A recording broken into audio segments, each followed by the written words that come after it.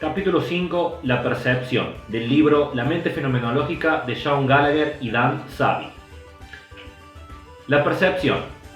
El dictum fenomenológico es, a las cosas mismas, llama al retorno del mundo perceptivo, que es anterior a y precondición para cualquier conceptualización. Es lo que Merleau-Ponty y Husserl llaman nuestro encuentro precientífico con el mundo. Este se da de modo sensible e intuitivo, y surge de nuestra perspectiva de primera y segunda persona. Esto puede considerarse como una crítica al cientificismo, pero no debe interpretarse como un rechazo a la racionalidad científica. Más bien, la crítica está puesta en la autointerpretación exagerada de la ciencia para explicar lo que según la fenomenología no lo es en la experiencia. Recordamos que la fenomenología defiende que nuestra relación con el mundo se da de un modo pragmático. En nuestro ser en el mundo, Husserl distingue tres modos de percepción: cognitivos, imaginativos y perceptivos. La relación entre estas tres formas de referencias no es inconexa, al contrario, se relacionan de forma jerárquica, en el sentido que pueden ser clasificadas según su manera de darnos al objeto perceptuado de forma directa, original y lo más óptima posible. En el nivel más bajo encontramos el acto cognitivo, se refiere a los actos lingüísticos. Es una característica de referencia. Puedo creer que algo es algo, pero no tiene nada que ver con percibir ese algo. O sea, puedo leer la palabra árbol y representármelo mentalmente, pero no lo percibo el árbol tal cual.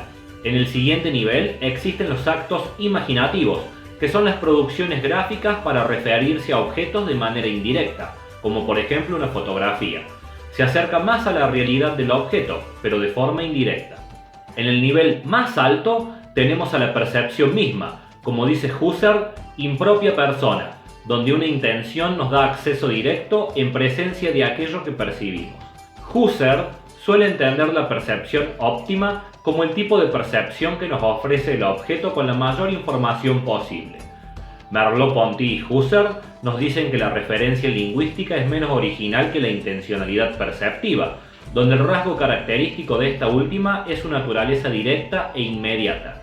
La direccionalidad de la percepción significa que no hay ningún intermediario entre el perceptor y el objeto percibido. No hay nada interno que reemplace al objeto en el mundo. En consecuencia, los fenomenólogos han sido críticos con las teorías representacionalistas. Estos teóricos nos dicen que si queremos entender y explicar la percepción, necesitamos algún tipo de conexión entre la mente, o sea la representación mental, y el mundo.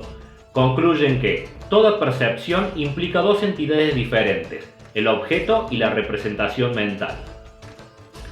Para Husserl, estas teorías son absurdas, porque conciben a la conciencia como una caja que tiene representaciones que se asemejan a los objetos externos. Además, se olvida de preguntar cómo es que el sujeto sabe que esas representaciones se corresponden con tales objetos. Otras teorías, como la teoría de la semejanza de la representación gráfica, adoptada por John Locke, afirman que una representación mental se asemeja a lo representado porque lo infunde con sus cualidades. Pero, para poder entender que X representa algo, debo tener un acceso no mediado de ese algo. Además, esta teoría se enfrenta al problema del homúnculo, y no hay nadie dentro nuestro comparando la representación mental con el objeto externo. La presentación directa que defienden los fenomenólogos, que aparece antes de la conceptualización o comparación, es un tipo de percepción no representadora. Tiene más sentido afirmar que nuestro cerebro perceptor nos permite ver una escena que es el flujo mental y no una construcción representacional del mundo externo. Así, los fenomenólogos conciben a la percepción como una relación corporal directa con el mundo. Esto va de la mano con la teoría inactiva de la percepción creada por Alba Noé. Nos dice que la percepción está en relación directa con el entorno físico, como proceso temporal que incluye nuestro reconocimiento de lo percibido, constreñido por nuestra experiencia pasada y nuestras intenciones presentes. Así se entiende la percepción en términos de su implicación directa y holística con la acción motora.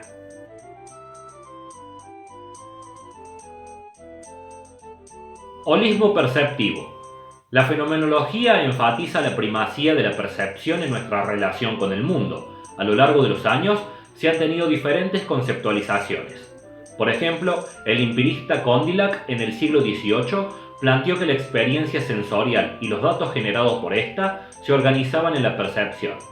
Merleau-Ponty critica la idea de que la percepción esté compuesta de sensaciones, tomadas como unidades de experiencia, y al igual que Heidegger, nos dicen que cuando percibimos no aparece en un cúmulo de sensaciones, sino que simplemente, mucho más cerca que las sensaciones, están las cosas mismas.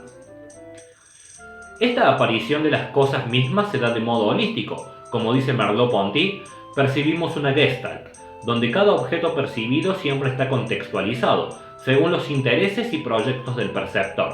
Además critican al empirismo por dejar de lado el contexto del perceptor.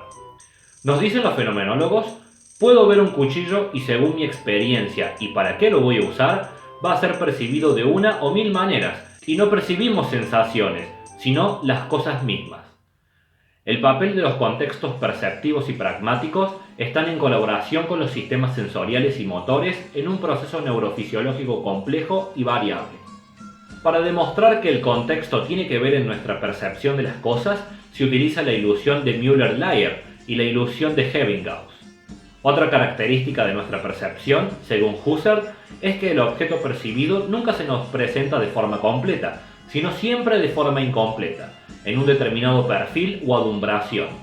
Esto nos indica que nuestra conciencia perceptiva constantemente trasciende el perfil que aparece en perspectiva para aprehender el objeto, es decir, la conciencia nos proporciona un objeto completo a pesar de que solo una parte del objeto es percibida intuitivamente. ¿Cómo es esto posible? Según Husserl, es por la contribución de lo que él llama intencionalidad de horizonte, donde nuestra conciencia intuitiva del perfil presente se ve acompañada de una conciencia intencional de horizontes de perfiles ausentes. O sea, para que una percepción sea una percepción de un objeto, debe estar permeada por un horizonte intencional, que se refiere a los perfiles ausentes, trayéndolos a cierta presentación. Además, mi percepción de un objeto también se ve influida por otros objetos de trasfondo, es lo que se llama la estructura de horizonte externa. Además de lo dicho, vemos menos de lo que creemos ver. Por ejemplo, como dice Dennett, no podemos distinguir lo que se da en nuestro campo periférico, demostrado por los experimentos que se llaman ceguera al cambio. En definitiva, somos perceptores pragmáticos, no tenemos que abarrotar nuestras mentes con representaciones o modelos internos, sino que la información que necesitamos está fácilmente disponible a nuestro alrededor. En este sentido, el cuerpo es un perceptor activo y no un mediador entre la mente y el mundo. Es lo que se llama, como ya dijimos, la teoría inactiva de la percepción de Alba Noé. Además, está apoyada por John Dewey, que nos dice que la percepción empieza con una coordinación motora. El movimiento es lo primero, la sensación llega después. En efecto, la percepción implica actividad, según nuestras posibilidades pragmáticas y las capacidades sensomotoras de nuestros cuerpos. Husserl señaló la relación entre la percepción y el movimiento. Nos dice que los órganos perceptivos funcionan en estrecha relación con nuestro movimiento corporal, en una unidad integral, donde el modo en que me relaciono con los objetos tiene que ver con las posibilidades de mi acción para producir el significado de las cosas percibidas. También señala que nuestro horizonte de perfiles se correlaciona con mi horizonte sinestésico, o sea que nuestra capacidad de movimiento sería la que nos permite ver aquellos perfiles que no vemos. Entonces la intencionalidad perceptiva presupone que el sujeto pueda moverse. Merleau-Ponty afirma que la visión y la percepción son formas de acción. Como dice Alba Noé, la percepción no es algo que nos ocurra, es algo que hacemos. De algún modo, enactivamos nuestra experiencia perceptiva, la ponemos en acto, donde la visión no es una representación que surge en una red de neuronas, más bien es la acción del organismo como un todo, explorando el entorno. Para resumir, la fenomenología nos dice que no tenemos experiencia del mundo como una presencia completamente formada, sino como un conjunto de posibilidades que están determinadas por una continua interacción dinámica entre las opciones del entorno y las habilidades sensomotoras. Husserl distingue entre actividad y pasividad. La actividad constituye un movimiento cognitivo positivo, como la atención o la valoración, y la pasividad se refiere a la experiencia de una influencia involuntaria. También agrega conceptos como receptividad y afectividad. La receptividad implica responder a algo que se me está afectando de forma pasiva, y la efectividad se refiere al afecto y al sentimiento de estar influenciado. En la percepción, todo lo que se te vuelve destacable tiene que haberte afectado de alguna forma.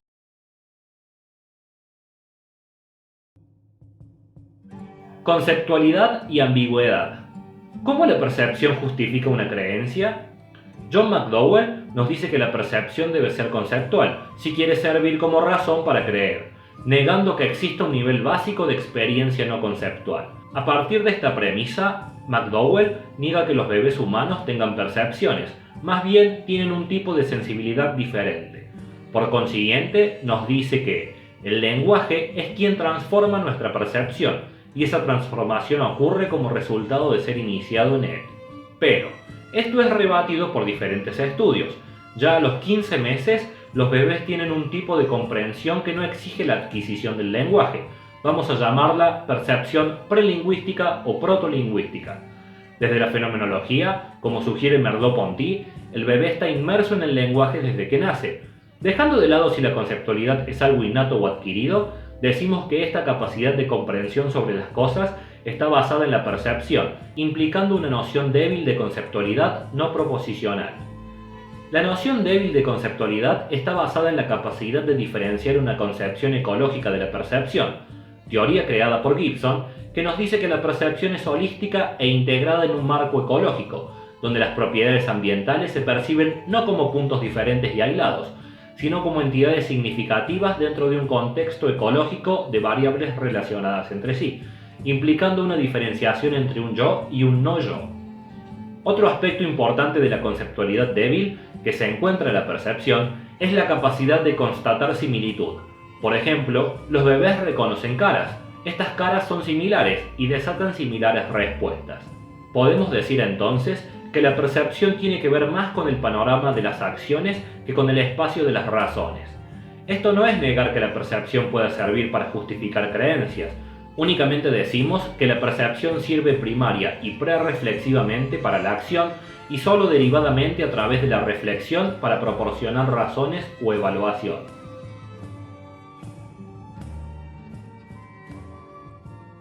El papel de los otros.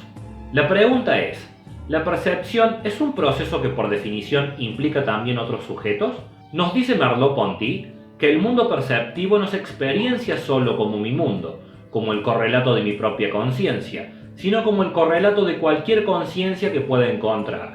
Con esto nos quiere decir que mi perspectiva del mundo no tiene límites determinados, sino que se desliza espontáneamente en la del otro y se superpone a ella.